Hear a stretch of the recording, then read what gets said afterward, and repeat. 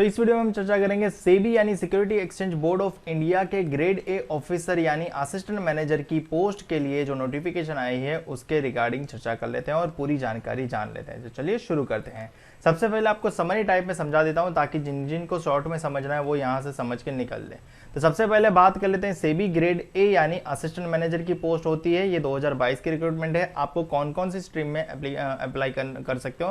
तो यहाँ पे जनरल स्ट्रीम है, लीगल स्ट्रीम है, आईटी स्ट्रीम है, रिसर्च है एंड ऑफिशियल लैंग्वेज है। टोटल वैकेंसी अगर आप देखोगे सभी का मिला के तो 120 जितनी होती है। क्वालिफिकेशन बैचलर डिग्री चाहिए। तो जनरल वाले के लिए bachelors any graduate from recognised university वो अप्लाई कर सकते हैं, परंतु legal, IT, research and official language वालों के लिए पर्टिकुलर स्ट्रीम में एजुकेशन क्वालिफिकेशन होना चाहिए, जो मैं आपको नेक्स्ट वाली स्लाइड में दिखाऊंगा।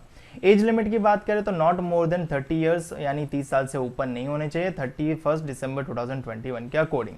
एज रिलैक्सेशन जिनको मिलता है उनको मिलेगा 5 साल का SC/ST को, 3 साल का OBC को और 10 साल का पर्सन विद डिसेबिलिटी को। सिलेक्शन प्रोसेस की बात करें तो 3 फेज में होगा, phase 1, phase 2 and phase 3। Salary की बात करें तो 1,15,000 पर महीना प्रति महीना आपको सैलरी मिलेगा, तो डेफिनेटली ये अट्रैक्टिंग फैक्टर है। एप्लीकेशन फीस की बात करें तो 1,000 रुपया एज अनरिजर्व्ड OBC और EWS कैटेगरी वालों के लिए और SC/ST PWD वालों के लिए 100 रुपया।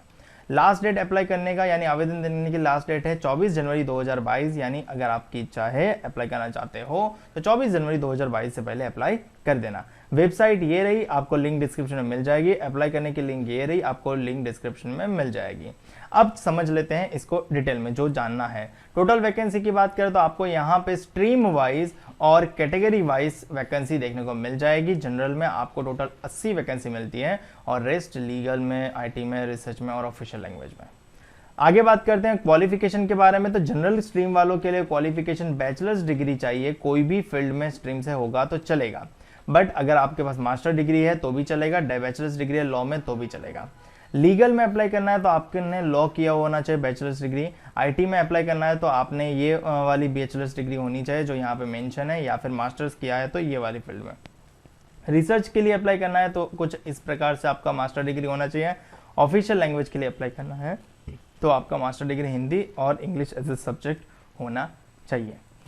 कोई भी डाउट हो कमेंट सेक्शन में कमेंट करके पूछ सकते हो। मेरे ख्याल से क्वालिफिकेशन क्लियर है।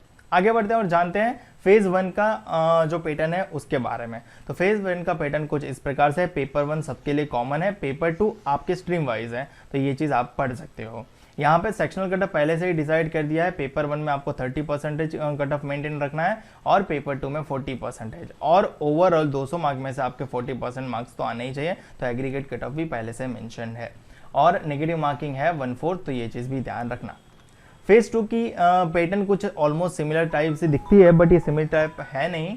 यहाँ पे पेपर 1 देखा जाएगा तो पेपर 1 में आपको इंग्लिश मिलता है, जो आपका डिस्क्रिप्टिव टेस्ट रहेगा, जहाँ पे आपको लेटर, ऐसे, प्रेसी लिखना रहेगा और इसका भी कट ऑफ 30% डिसाइडेड है। पेपर 2 स्ट्रीम वालों के लिए वो स्ट्रीम के अकॉर्डिंग होगा, तो आप ये चीज़ ध्यान रखें। और यहाँ पे आईटी वालों के लिए पेपर 2 कोडिंग टेस्ट है, जो C++, जावा पे या फिर पाइथन पे हो सकता है, तो आपको उसके अकॉर्डिंग। और इसका कट ऑफ भी मेंशन कर दिया गया है और इसका कट ऑफ रखा गया है कट ऑफ रखा गया है 40%।